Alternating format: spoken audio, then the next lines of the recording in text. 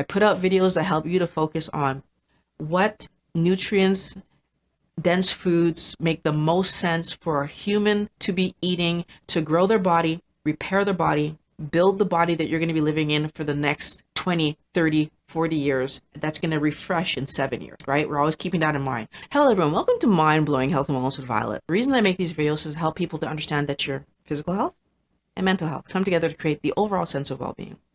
If you find these kind of videos helpful, please consider subscribing.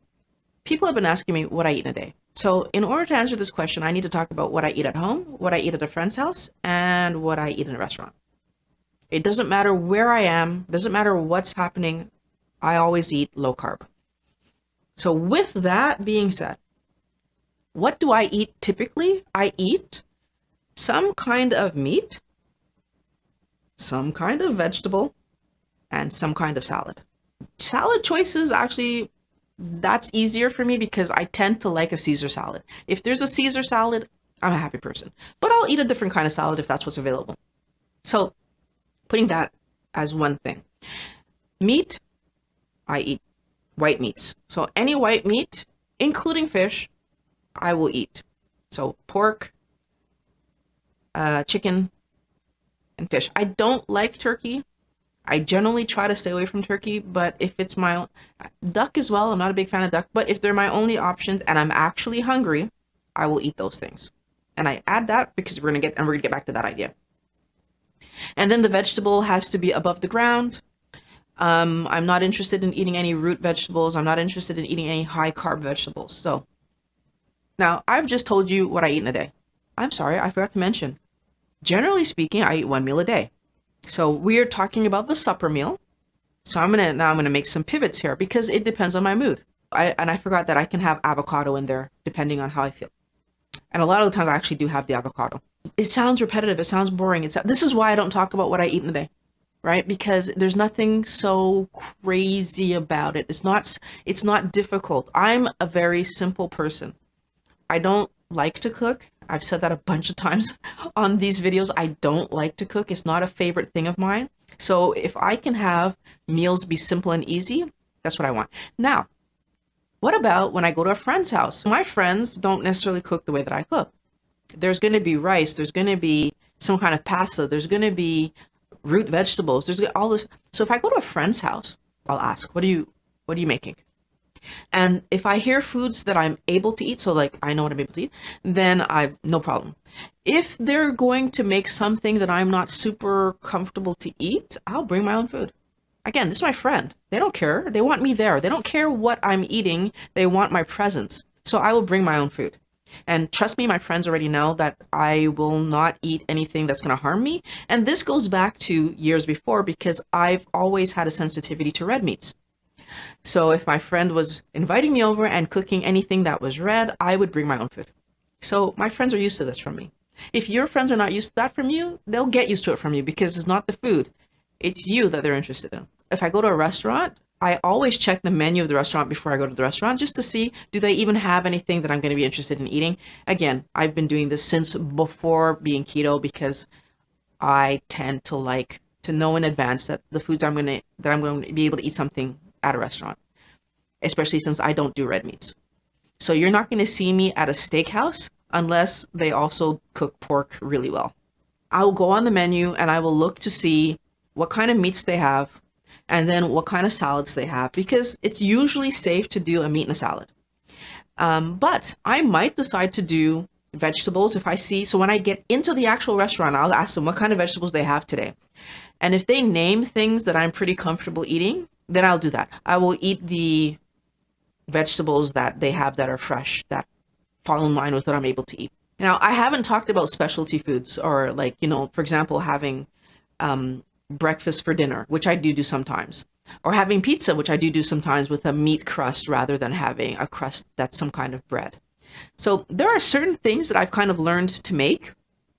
Again, there's so many keto-friendly recipes out on the web that you can find that will either fall in line with the way that you want to eat or not. I'm not enjoying the keto pizza crusts that are bread type replacements. I do find that, first of all, they're high in carb most of the time. And second of all, I did find that it's much easier for me to have a completely meat-based pizza and just have a smaller portion and know that I'm going to be satiated. And I've had that pizza-ish itch scratched that I wanted to have scratched, and it tastes delicious, than to have a carby something and then have to deal with the repercussions of having had too many carbs. But that's me. You're asking what I eat in a day? This is the way that I do it. That means on the days that I'm having pizza, I'm having no carb or almost no carbs, because of course there's carbs in the cheese, but I'm having almost no carbs. I do days where I have almost no carbs. I do days where I have no carbs because I also fast. Again, what do I eat in a day? Sometimes I eat nothing. When we're looking at what Violet eats in a day, it's kind of wide. So now I have some things I want to say about this, because I did make myself a little list because I want to talk about some things. On special occasions, I might decide to have a fun food, which I will make. And if there's carbs in it, and if there's more carbs than I'm comfortable eating, I might on that day just decide to have a carnivore day. Again, I'm just going to eat a bunch of meat, make sure that I have enough energy and protein to fuel my body and build my body, and then allow whatever the fun food is that I've made to be my carbs for the day. I religiously try to be certain that I stay at 20 grams of carbs or less. Why? Because I actually feel that being healthy is more important than eating a fun food. It doesn't mean that I won't try to eat a fun food once in a while, or do eat a fun food once in a while, but at the same time, I've noticed, and this is my personal, again, you've asked, what do I eat in a day? As time has moved forward, I'm less and less interested in the fun foods. I notice them when it's like, so Halloween is coming, I noticed it, but again, I walk through the grocery stores all the time. I see the chocolates and the cookies and the cakes and all the time. I'm not interested. My daughter still eats those things. I'm not interested. So will there be candy in my house around Halloween? Yes, there will. Will I eat any of it? No, I won't. And I'm that confident that I can actually sit here and say, no, I won't. Because I won't. Now, does it mean that that strictness that I'm living, you have to live? Everybody's different. You asked me, multiple of you have asked me, what do I eat in a day? This is Violet. I will not do anything to hurt myself on purpose. I figured out that carbohydrates hurt me. Therefore, I've stopped eating them. And that's what it will be going forward. I will not do anything to hurt myself on purpose. You need to make your own decisions. You need to figure out yourself what you're going to do. But for me, this is a decision that's already made. So let's start with why you shouldn't care what I eat every day. I don't care about food. I've never cared about food. I liked to snack. I liked chocolate. And now I know I was addicted to chocolate, and I was addicted to snacky foods, so poutine and like French fries and stuff like that. I was addicted to those things. I didn't realize. So those things called my attention, but eating food for the sake of eating food, I've never enjoyed it. I've never been happy about supper time. It's just not been my thing. Could be coming from the household that I grew up in, where meals, like food, was like such a big occasion of stress for me because I had to eat so much, and I always felt like, especially as a small child, like I couldn't manage what was being put on my plate. That might explain why I never really loved mealtime. But so meals? So if you're trying to copy what Violet eats in a day, you're going to be bored, because my food is to fuel me. I make those selections based on that. I do like Caesar salad. I'm not going to say I don't, but the selection is based on what's going to fuel me, what's going to help me to go forward in my day. It's not based, let's be clear, it's not because it tastes so amazing. It just happens that a Caesar salad is a salad that I like and that I can eat. There's certain vegetables that I like and that I can eat. There's some meats and spices that I put on my meats that I like and that I can eat. I can spice my meat the same way every single day and not care. So again, I don't care about food. Another reason you shouldn't care of what I eat is, what if I'm making a mistake, right? So it's interesting. If I'm doing something that for your body wouldn't work, then would you really want to be copying me? What I'm doing works for my body, but it would be a mistake for your body. So I don't encourage people to try to copy other people's meals and meal plans, because, for example, I don't eat any nightshades because they don't work well for me. But what if you're able to eat nightshades, but there's some other vegetable that you can't eat? And that I'm eating. If you copy me, right? I avoid iron because of my condition of thalassemia. So you'll be eating a very low iron diet if you follow me. But what if actually you don't have any metabolic reason not to be eating the right amount of iron? Again, you'd be harming yourself. Don't copy me, because we don't know that what I do for my health is what's going to be good for your health. Another good reason not to follow me is, what if you don't like what I like? Like I said, I can eat the same spice on my meat every single night. I don't care.